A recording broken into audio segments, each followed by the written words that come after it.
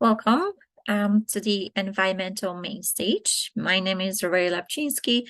I'm the principal scientist here at RIFM. And what I would like to talk to you about is the current updates that we're working together with Integral Consulting to our RIFM environmental framework. We like to call it Environmental Framework 2.0. So let's get right into it.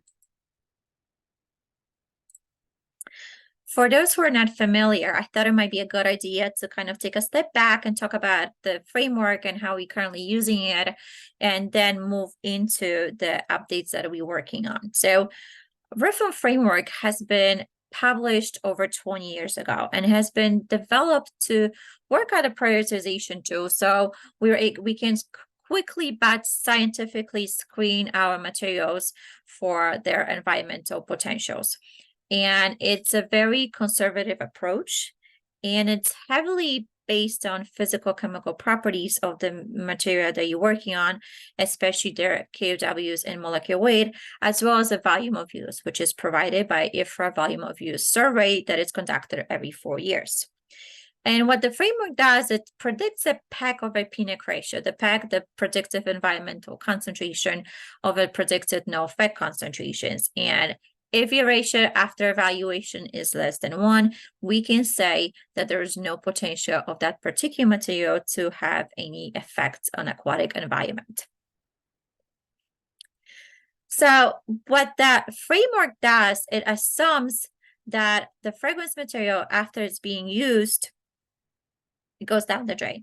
And of course, the amount and the location when it goes after the customer use depends on its physical chemical properties. What are we saying? It goes down the drain. And what are we assuming in our current framework? That it goes down the drain, then it goes to treatment plant, and then it's being treated at the treatment plant, and then it ends up on the surface water. We do understand that it could potentially, based on physical chemical properties, end up at the atmosphere, but we are still staying very conservative by saying that 100% that after it's being used, it goes down the drain. So what we did is we took the US EPA approach, and US EPA approach looks at both the exposure and the effect assessment. And what is happening is at the exposure side, you're calculating again the PEC. At the effect side, you calculated the PNEC. You combine the two, you come up with the risk characterization. So the way we did it is we updated and we modify it to fit our needs. And if you look at the right graph, it tells you the steps that the current framework is taking. So on the exposure side, we calculate the effluent concentration, then we calculating the removal of the material as it goes through wastewater treatment plant, and then we calculate the effluent, and at the end, by applying the dilution factor, we calculating the PEC for that particular material.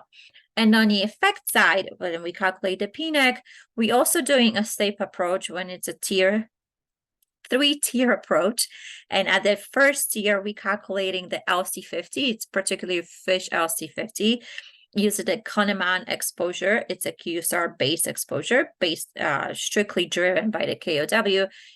Then in tier 2, we would apply the EpiSuite EcoSAR approach. Again, the QSAR approach, but this one is more specific to different species. It covers the fish, Daphne, and algae, and we'll take the most conservative, either LC50 or EC50, the acute approaches. And then in the final stage, final tier, if needed, we will look at the measure data, the read across, or we would generate data, and we would get the PNEC. And then you take both, you calculate the ratio, and you can end up with risk quotient below 1 or above 1. So for those who are not really familiar how the wastewater treatment plant works, so a typical wastewater treatment plant includes primary treatment to remove solids and a secondary treatment to remove dissolved and suspend organic matters. And this is the approach that we're using, assumption that we're using in our framework, that our materials go through primary and secondary treatment. So it goes as an influent, and then it goes through a treatment, and then it's being removed as an effluent in the mixing zone. And of course, the removal through primary and secondary treatment really depends on the efficiencies of the wastewater that are being used in that particular region. So now going back to the same picture of the wastewater treatment plant that you saw in a previous slide, I just want to go through how we calculating, what are we calculating the PEG after leaves the wastewater treatment plant. So first, what we need to do is we need to calculate the effluent water concentrations. So effluent water concentrations is the concentrations that is going into wastewater treatment plant. And then we have to look at the effluent is the effluent concentration that leaves the wastewater treatment plant after it goes through either primary, secondary treatment. And when the material goes through primary and secondary treatment, it could go through different processes, and it could biodegrade, it could SERPs, or could also volatile. But our current framework only assumes that as the material goes through primary and secondary treatment, only sorption occurs. And then when we go into mixing zone, we also estimating and assuming in our current work that dilution factor of 3 is happening. So this is just arbitrary use number that we have been using for the last 20 years. So just for those, again, who are not really familiar how environmental risk assessment is working, so how do we calculate it? So there's couple of steps that we need to do it. So the per capita, first we need to start, we calculate our PEG. So the first thing that we need to calculate is the per capita material use per day. And that is calculated by taking the volume of that material, we multiply 10 to 12, which is for the 12th month of the year. And then we divide that number by population times 365 days in a year. So all the information for this, the volume we get for from IFRA volume of use survey, and of course the population we get from the World Bank.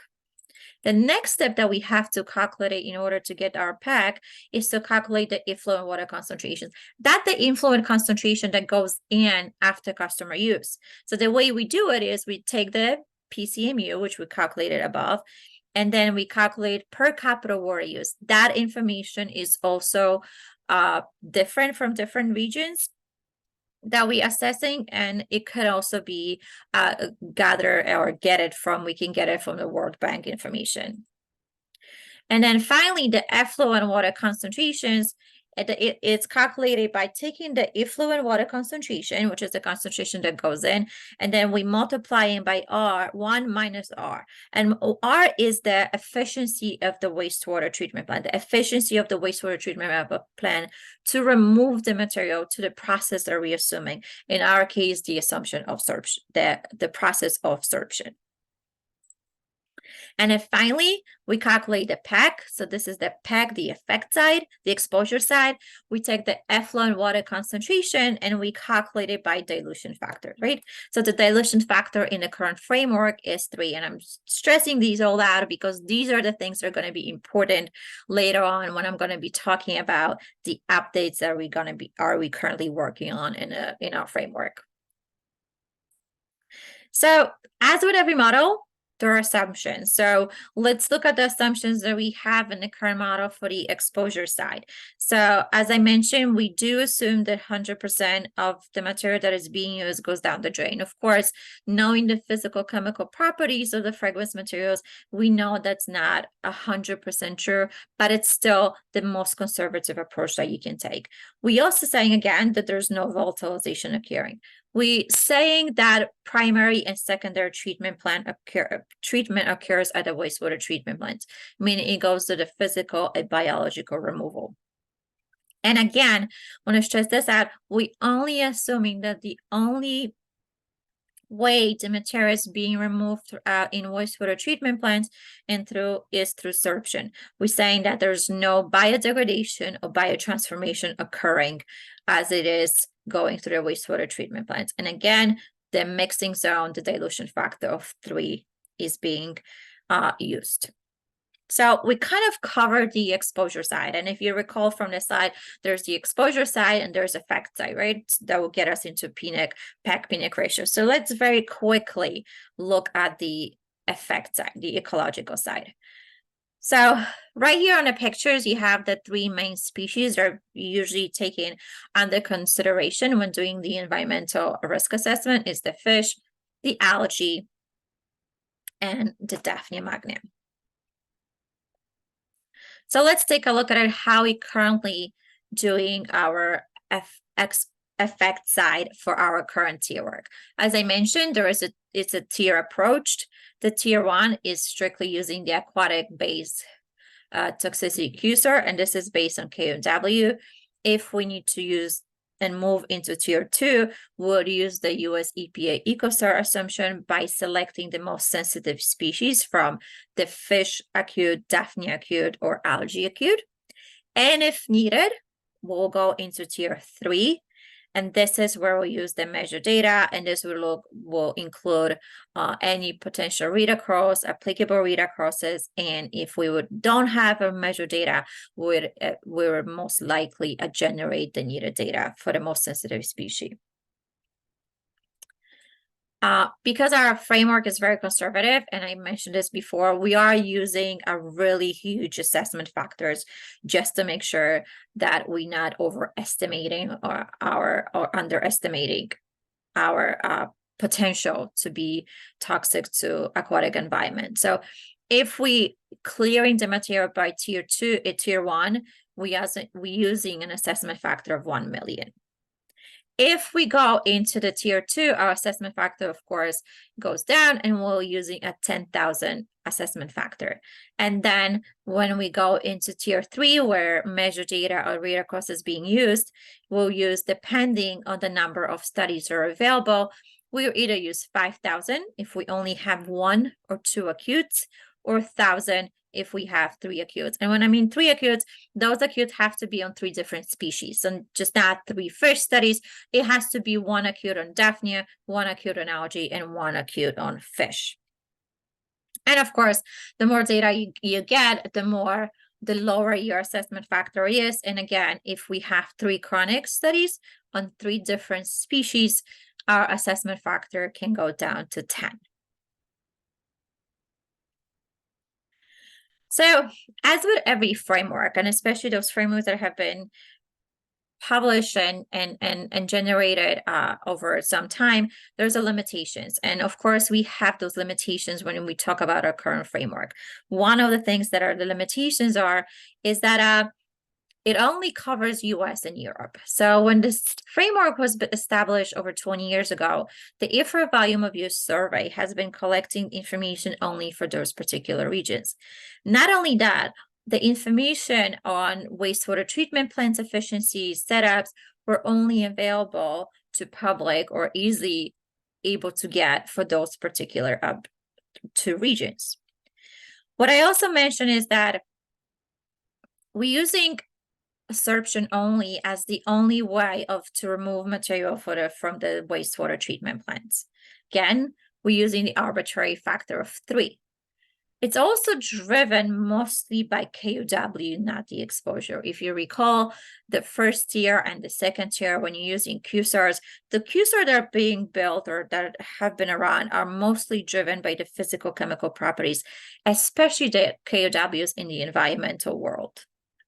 And the parameters, not including IFRA volume of use. I want to make sure that I stress this out because we have been rerunning our materials every time when a new volume of use has been published. So currently our risk assessments are being done on a volume of use of 2019.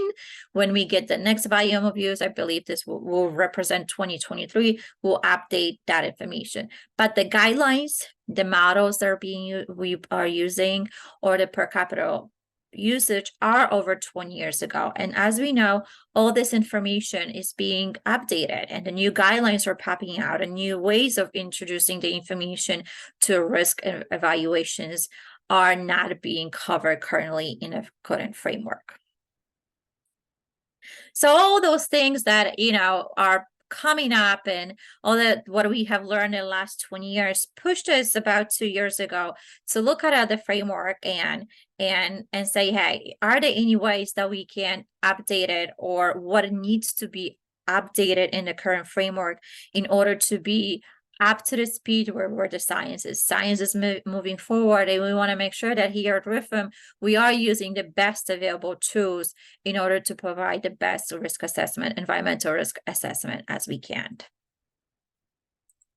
So One of the things that I really, really want to stress out, if that's the only take-home message you take from this presentation, that I'll be happy with, that is that we are not changing the way we're doing our risk assessment on the environmental side. We're still going to use the same approach that we have been using, where we're going to look at the exposure side, we're going to look at the effect side, and we're going to come up with the risk characterization, the PEC over PNIC.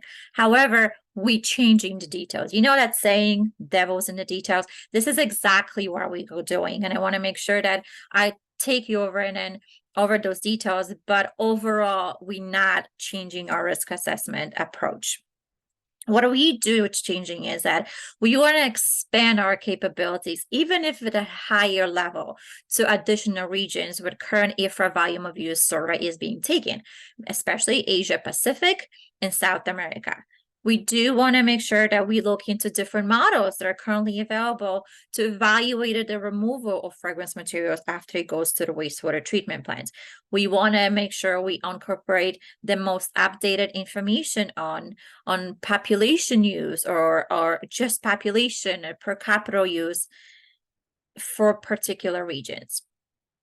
We do want to make sure, and we did spend some time looking on a different dilution factors. And that's why, if you recall, I was stretching that number 3, the magic number 3. We want to make sure that the magic number 3 is still applicable. And if it's not, what is the most appropriate, or what is the dilution factor that is being used in the different regions? And of course, one of the triggers is also a lot of guidelines, especially on the chronic studies, has been updated. And there's this whole motion of moving AC10 as a better indicator of a chronic toxicity than NOAC. We also want to make sure that we use the most updated QSAR and models. There are new QSAR built almost every year, every conference you go, there's a new QSAR popping out. We want to make sure that those are being captured in our framework, and we keep ourselves open that if there's a new potential, a better QSAR up in 1, 2, 3 years from now on, that we will be able to use it. So really, let's see out the details of how we're going to update our new framework. And we are going to really use the same approach as we've been doing in a current framework, meaning a step approach. So let's look at the exposure first, and let's look at the tier 1 and tier 2, how we're going to different it from the current framework. So if you look at the graph that you have it in a red circle, so tier 1 is going to be still our most conservative approach. This is the worst case scenario. And on the exposure side, how we're going to demonstrate it is that we only going to calculate down the drain. So we're going to only calculate the effluent water concentration. The effluent concentration basically is going to be effluent concentrations. We're going to assume that there's no removal, whatever goes in goes out. Again, this is the worst case scenario as a tier 1 should be. Then what are we going to look at it? We're going to look at the tier 2 on the exposure side, and this is where you're going to see the most differences. And the reason that you're going to see the most different is because not only we covering North America and Europe, but we also have to take under consideration the South America and Asia Pacific. And as you can imagine, the wastewater treatment plants, the setups to wastewater treatment plants are drastically different between the regions. In North America and Europe, we can still assume the same approach, that the material goes into wastewater treatment plant and it's being removed through different processes. Where in South America and Asia Pacific, we have to be very careful for how we take that approach. Because, for example, Asia Pacific covers regions like India and Japan, where India and Japan has completely different wastewater treatment plants removal or lack of it. For example, in India, we learned that in India, only 30% of households are hooked to wastewater treatment plants, and out of those wastewater treatment plants, they're only working at the capacity around 30%. When you look at the different regions for different countries, for example, Japan is 90%, 95% of households hooked up to wastewater treatment plants that work on the primary and secondary. So how are we going to do it? So again, tier 1 will be effluent water concentrations, and in tier 2, the removal of wastewater, the removal of the material going through wastewater treatment plants, a lack of it, it's going to be assessed by either removing desorption, and this is the key. We're not only going to calculate for desorption, but we're also going to calculate it for the biodegradation processes in a process of removal through wastewater treatment plant. But we can apply this only to North America and Europe. Why? Because again, the differences between the South America, Asia Pacific setups and North America and Europe are just too big. And for those two regions, South America, Asia Pacific, we're going to do exactly the same way as we did it in Tier 1, where we're going to look at direct discharge. So basically, assuming there's no processes ongoing to remove it and that the material goes straight into the receiving body, either river or the stream. However, what are we going to be changing already here? It's again going from the arbitrary number 3, the magic number 3, to dilution factor of 1. Why? Because dilution factor is one of the most conservative. And we also learned that most of the regulatory bodies, if they have a set dilution factor, then it will be probably 1. If they don't have it, we will still go into meaning that there's no dilution when it goes to retrieved body. We might be able to address that and change that for some regions like Europe, when in Europe under REACH ECA, the dilution factor is currently 10. It's scientifically based to use 10. So we're gonna have that opportunity if we need to modify the effects, the exposure side, we can use it for that particular region assessment of factor of 10. But currently, the goal for now is to be the most conservative approach and use the dilution of factor of 1. So how are we going to use the removal? How are we going to improve the removal? Remember, we only were using the absorption and we really rely on efficiencies of wastewater treatment plants. That information is not easy to get, and they also differ from region to region. So we're going to use the models that are currently available under EpiSuite models. So there's 2 models that help us calculate and predict the removal in your typical tertiary wastewater treatment plants that has the primary and secondary treatment plants. And those models are the STP wind model and the biowind model that predicts it. And I want to very quickly go through the slides to tell you about how those models are calculating the removals. How do they work? So let's look at the STP wind model. And this is, again, a graph of how it goes, how material goes through removal when it goes through sludge and then goes to primary and secondary treatment plant. So what the STP wind model does, it's the predict fate of organic chemicals in a conventional wastewater treatment plant that uses, again, activated sludge and secondary treatment.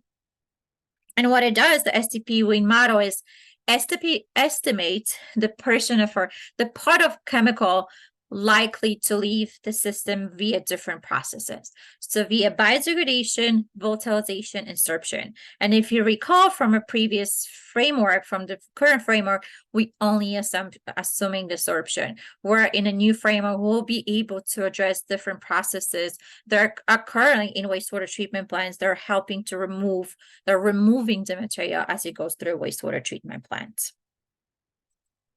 So basically, again, it has the typical wastewater treatment plant, primary setting tank, aeration tank, and secondary setting tank. And this STP model, it's how it calculates uses the chemical mass balance to determine the concentration and removal in the different compartments as it goes through wastewater treatment plant.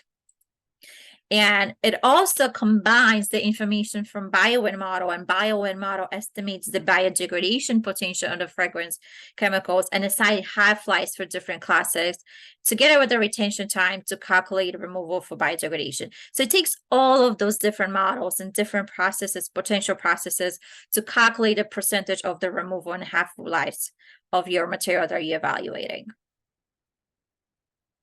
So the total removal, again, is calculated by taking the sorption, the volatilization, and biodegradation. So we are taking under consideration all that potential processes that could happen in a wastewater treatment plant. So we went through exposure side. So I want to make sure that we go through also spend some time on the effect side, right? So the effect side is the potential aquatic toxicity. And we are still only going to be able to, or we are going to do a risk assessment on the aquatic side. And we're not talking about different departments. So when we look at it again, let's take a stab at the tier 1 and tier 2 of the effect side. And if you recall from the previous current framework, the tier 1 was really a very high assessment factor, and we depended on the Kahneman exposure, which was strictly driven by the KOW, right?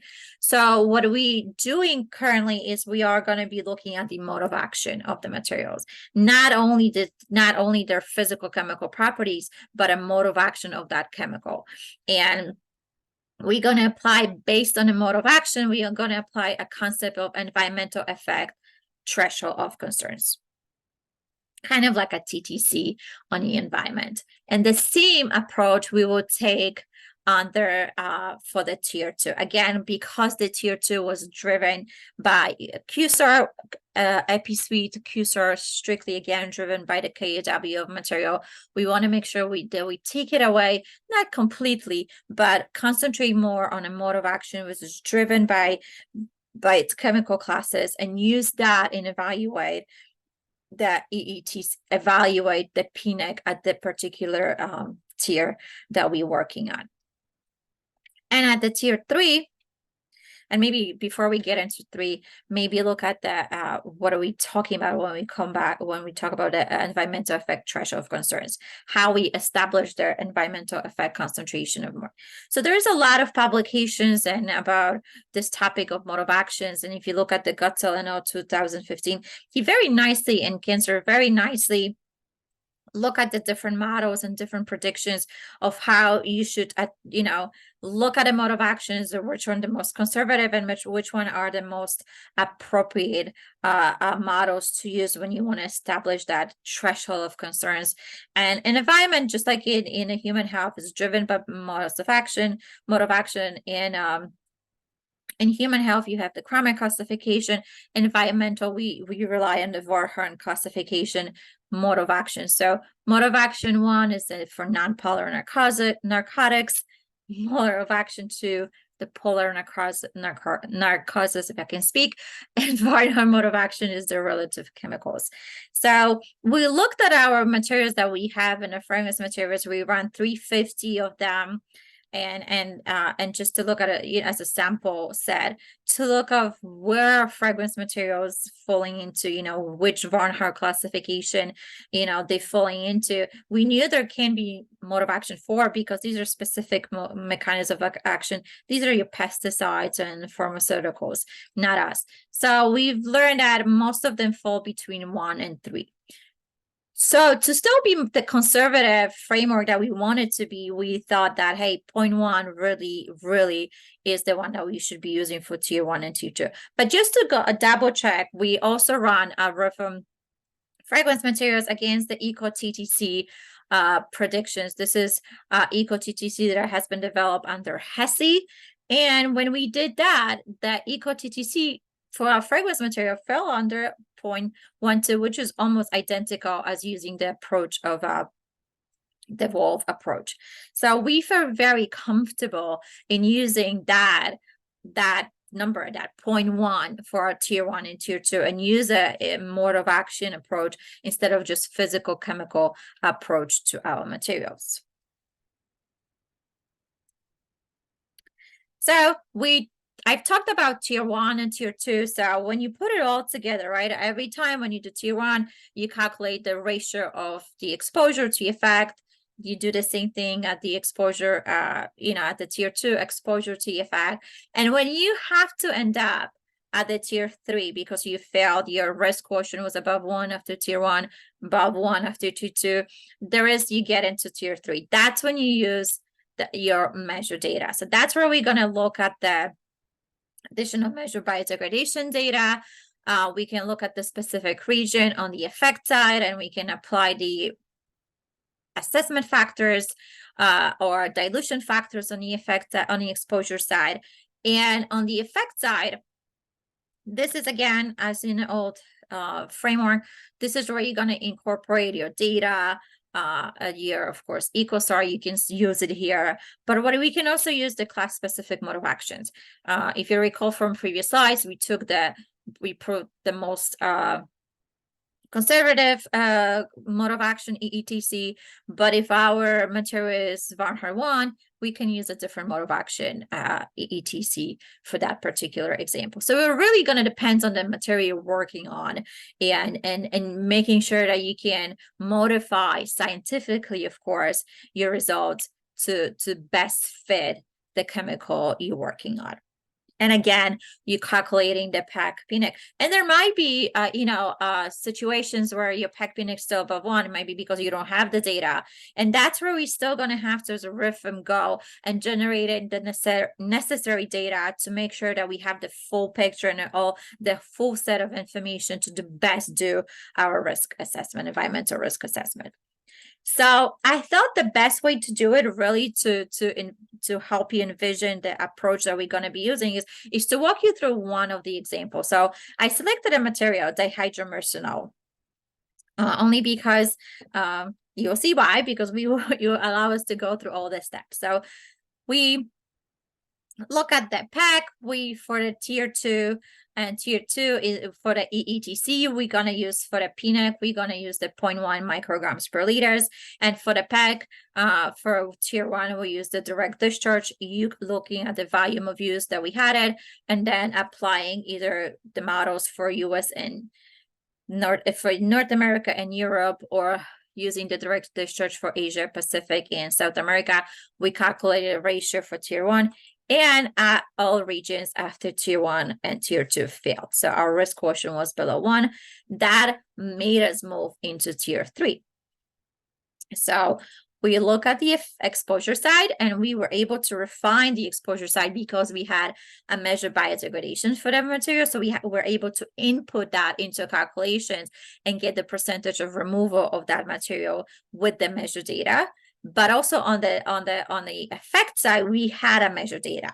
So we were able to use the PNIC of 27.8. So as you can see, it's much higher than 0.1, the very conservative EETC. But that's the ability of the framework, that you have the measured data, you can able to refine it with more accurate information, more precise information. And when you have that data and use that information into your framework, and when you put all that into the calculation, what happened is we were able to clear all the regions, and our risk quotient is below 1. So we can say that this material has no potential to cause any aquatic environmental effect at the current volume of use. That's also crucial.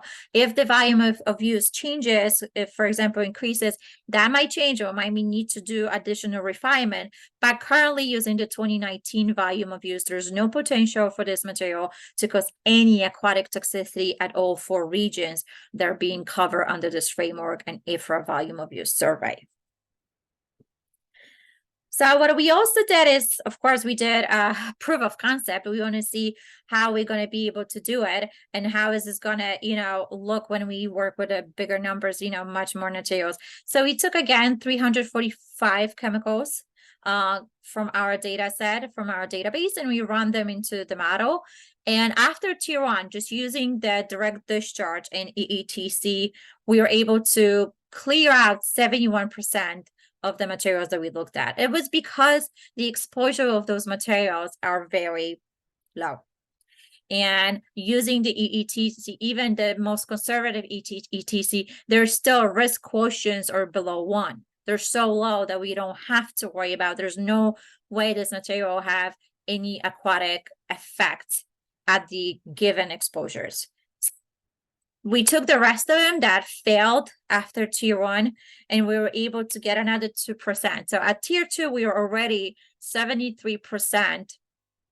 252 chemicals out of 345. We were able to clear them using the refined models for removal, and still using the ecological effect threshold concentration. And then 93 of those chemicals that failed, we move into tier 3, and we were able to clear additional almost 10%. So out of those 345 chemicals, we roughly had to look at the 66 materials and look if we have measured data for them, so we can refine the PNICs, or if we have measured biodegradation data, so we can refine the exposure. But out of 345, only 66 needed some additional evaluation with very conservative approach that it's based on the exact volume of use survey information, as well as the mode of action approach for tier 1 and tier 2. And with that, I would like to thank you for your attention, for coming and listening to the environmental risk assessment, how we doing it, for all the questions. And I would like to invite all of you to the breakout session. That's where you can ask me any additional questions directly, any additional information that you need, and be in a lookout for the publication of RIFM framework. The manuscript is in the process, and we are really hoping to be able to submit it for publication, being able to use it as soon as possible. Again, thank you for your time, for your attention, and I'm looking forward to speaking to you soon.